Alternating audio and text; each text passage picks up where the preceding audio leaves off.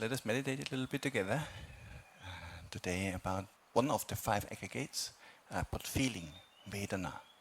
And remember, when we speak of feeling in Buddhism, we don't mean emotions like sadness, happiness, or grief, but more about pleasant, unpleasant, or neutral. So this is what we mean with feeling. Okay? So let us get into our meditation posture. We're sitting upright and relaxed.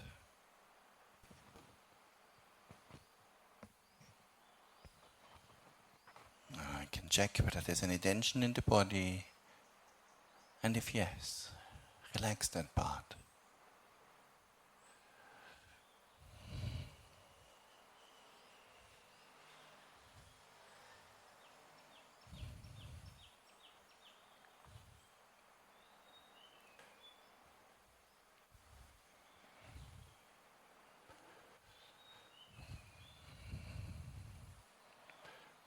Letting go of the past and the future.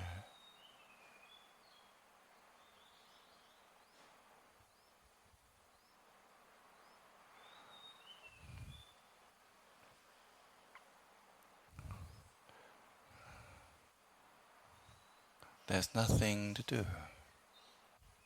There's nothing to do other than paying attention to our experience right now.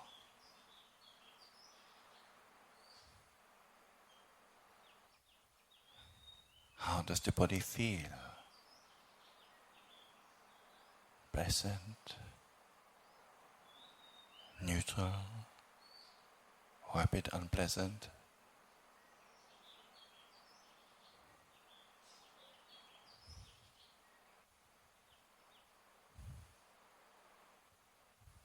How does the mind feel? Is it pleasant? Or maybe neutral?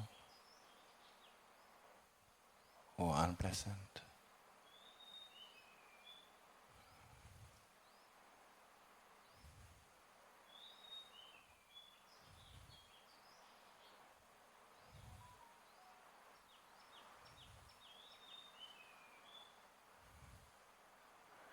Which of the 3 types of feeling would I prefer? Most likely, we all prefer the pleasant version. Pleasant bodily, pleasant mental feeling. Of course.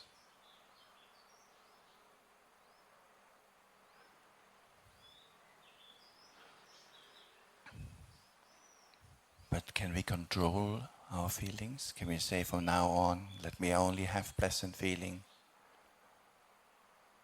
Let my body always feel good. Let my mind always be joyful and happy.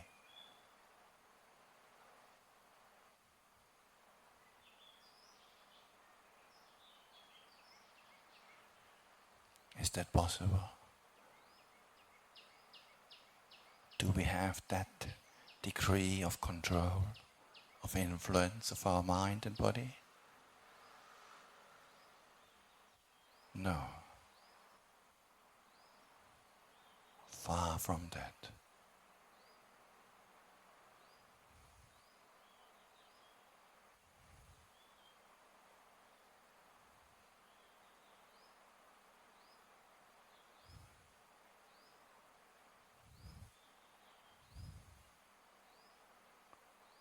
The body is conditioned. When the conditions are in such a way that the body feels good, there's pleasant feeling. But if the conditions are such that the body feels unpleasant, then there's unpleasant feeling.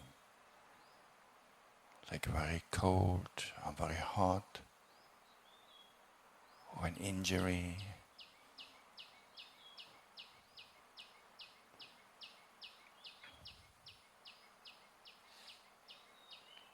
We don't have control over the feeling nature of the body.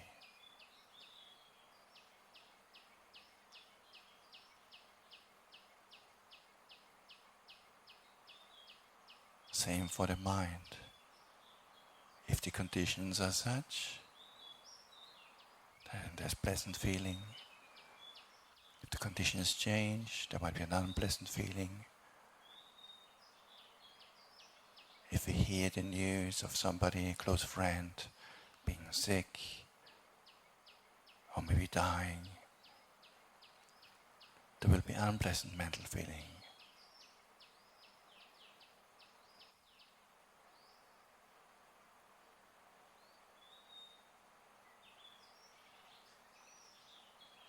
We cannot just make a wish.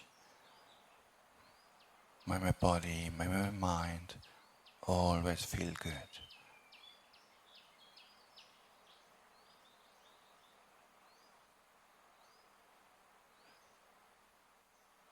It doesn't work like that.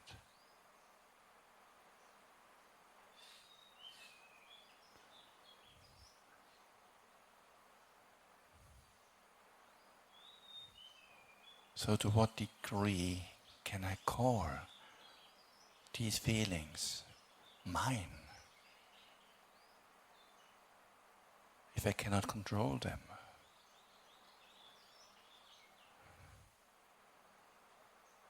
If something belongs to me, if something is truly my property, I should be able to do with it as I wish.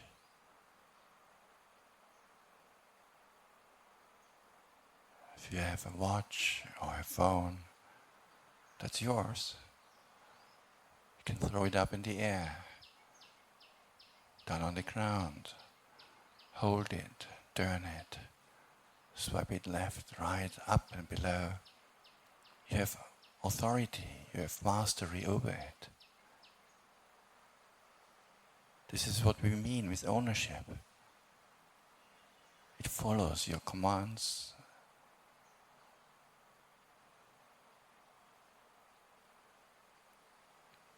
But can we say the same for our feelings?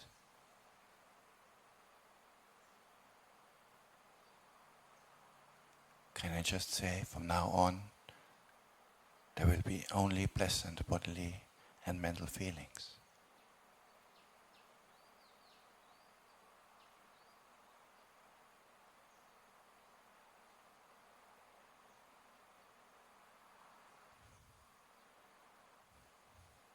So how can I even call this my feeling?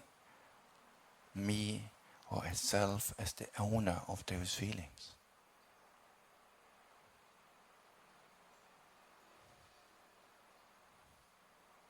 Those feelings are conditioned. When they're conditioned in a certain way, the feeling will be pleasant. If they're different, the feeling will be neutral or unpleasant.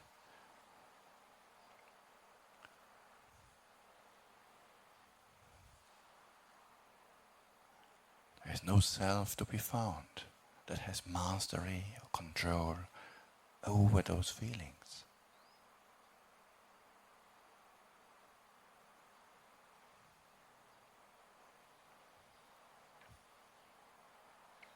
Yes, we have some influence. We can create conditions that are likely to lead to pleasant experience. But even that is not guaranteed.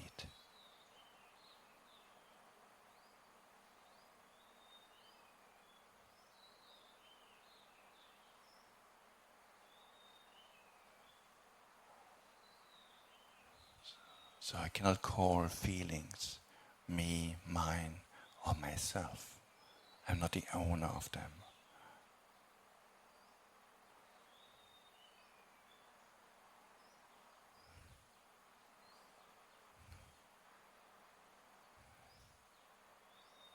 Feelings exist, but they follow their own conditioning. They are part of nature.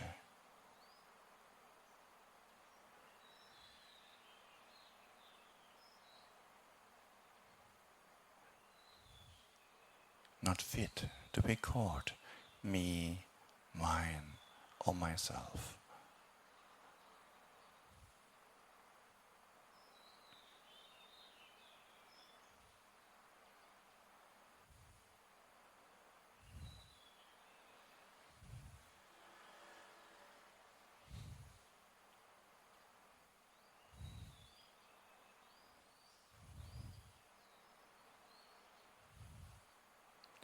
feelings are also impermanent.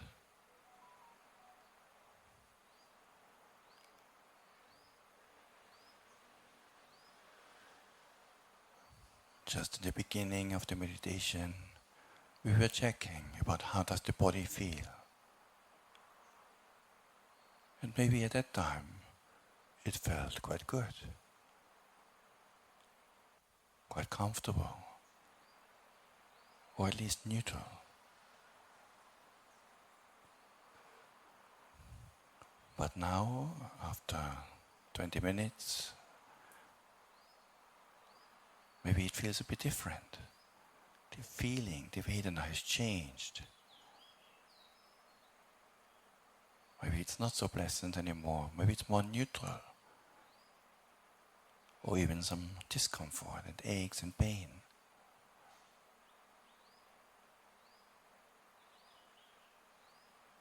Oh, feeling is impermanent. It's changing.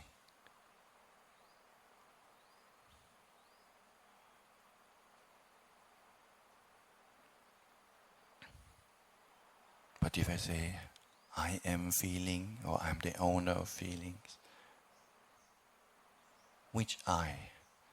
If I am feeling, which feeling? The one from now? Is this me? The feeling that I have right now? Or was it a different feeling that was there just 20 minutes ago? That was also me, right? Or that from yesterday?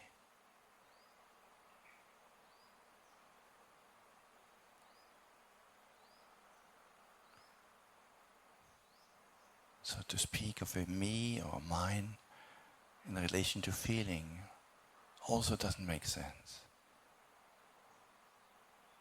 Because there's no core, unchanging self to be found.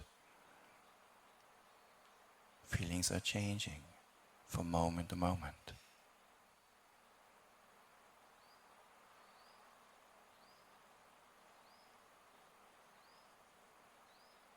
Not fit to be regarded. This is me, this is mine, this is myself.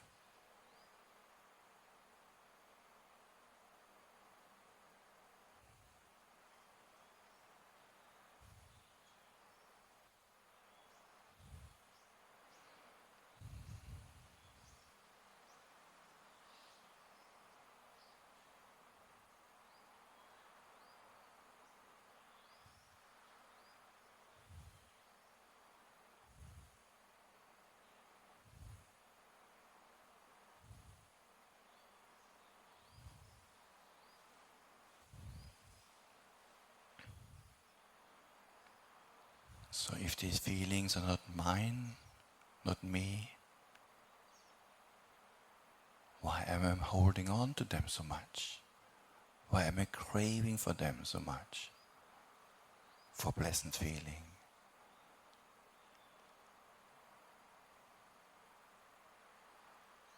If I cannot hold on to them anyway, is it really worth putting in a lot of effort to create pleasant feelings and then they are impermanent and pass on?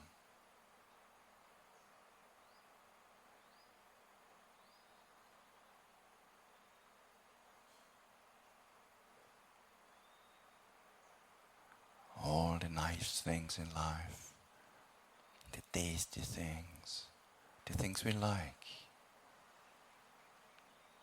are they permanent or impermanent?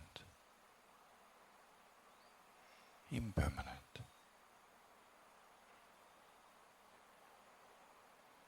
Can they give lasting satisfaction or not? No.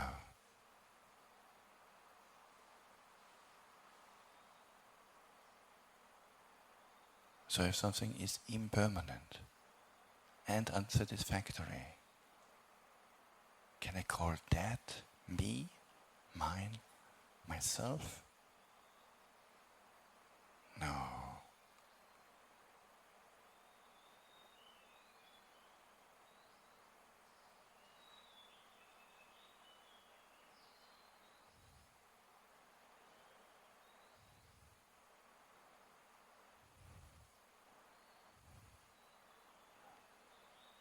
just part of nature, conditioned.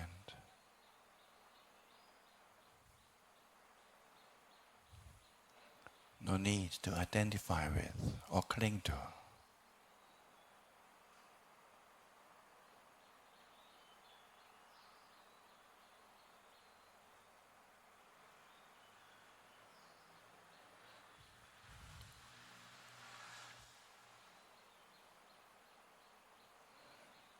Letting go.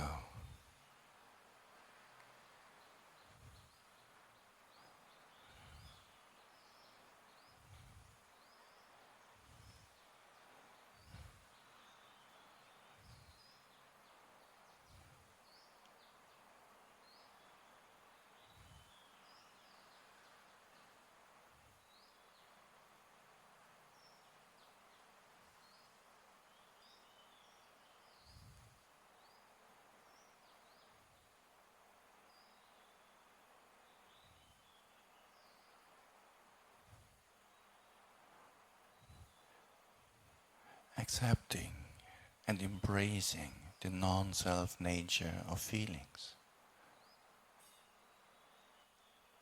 It's a relief. They are just phenomena, like the wind, comes and goes. It's not in our control.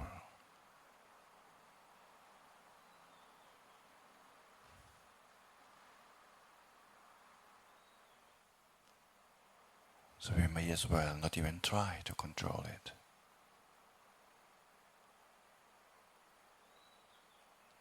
Same for feeling.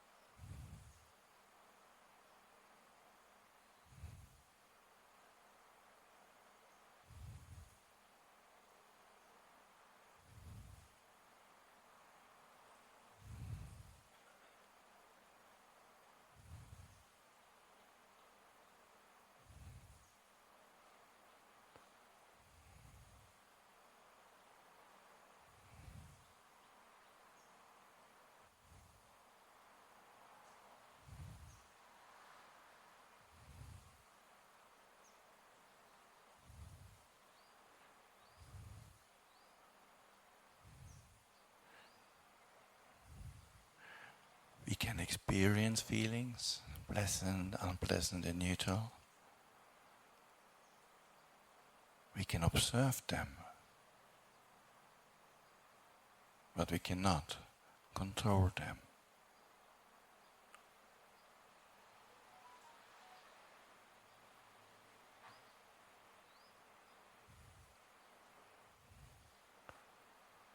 Therefore, I cannot really call these feelings mine if they are not in my control.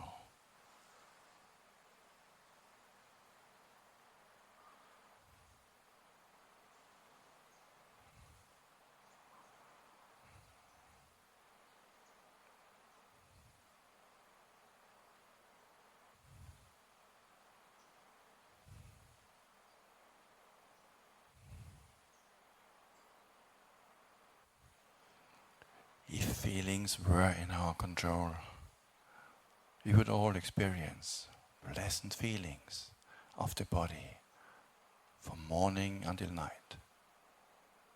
Pleasant mental feelings from morning until late at night. Nothing else. Obviously, we don't have that level of control. Far from that.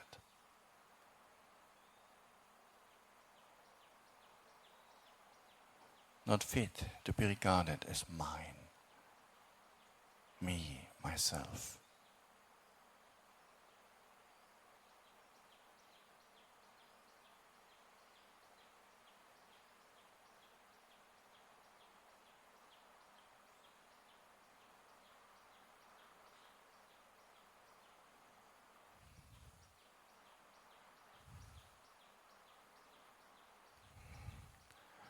letting go, enjoying the lightness that comes from non-clinging, from non-identification with these feelings, with natural phenomena. They are part of nature.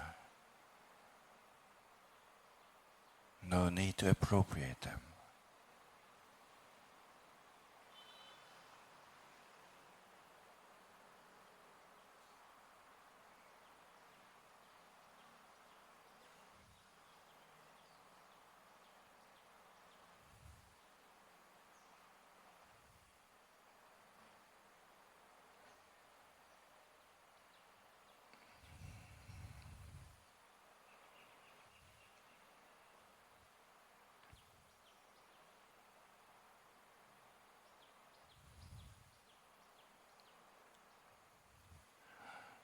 We are slowly coming to an end of this meditation.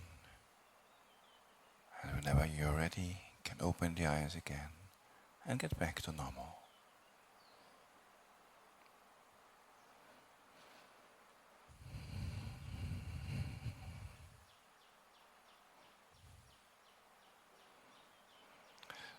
There's one simile found in the suttas, where the Buddha also highlights the non-self nature of feelings.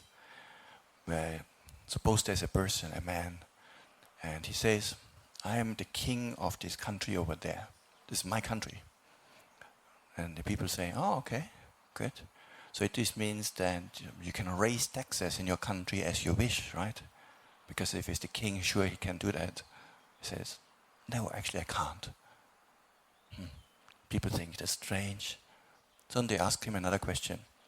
But at least if there's a criminal, a robber, a thief, you can do with him as you wish. I mean, you're obviously the king, so you can imprison him or punish him, right? He says, no, I also can't do that either. So they ask him a bunch of questions, and every time he says, no, he cannot do this, it's not in his control. So in the end, people will conclude, I don't know who or what you are, but you're not the king of this country. You're not the owner of this country. How can you call this country yours if you have no control over it? So the same way the Buddha says, feelings, are they in our control? Can you just wish, from now on I want to have only pleasant feeling? No. Sometimes we cannot even hold on to unpleasant feeling. You can try. From now on let me have only unpleasant feeling. Even that you can't control. So the very fact that we cannot control, that we don't have mastery over it, already shows us this is not our property. How can I call this mine, or me, or myself? So it's a very easy way, basically, actually.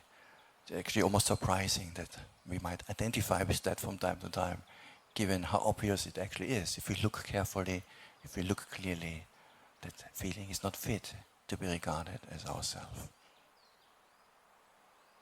And keep it at that for today. Sadhu, sadhu.